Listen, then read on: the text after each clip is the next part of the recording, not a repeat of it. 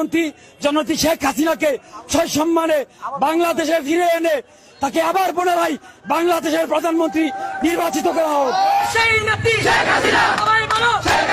বঙ্গবন্ধু শেখ মুজিবুর রহমান তার ভাস্কর্যের উপর অবমাননা আর সহ্য করার মতো নয়। যেই মানুষটির জন্য যে মানুষটিটাকে সারা বাংলা ঐক্যবদ্ধ হয়ে এই দেশকে স্বাধীনতা অর্জন করে দিয়েছে, সেই জাতি আজকে আমরা শিক্ষিত মেধা অর্জন করেও আজকে সেই ব্যক্তিকে আমরা অবমাননা করছি।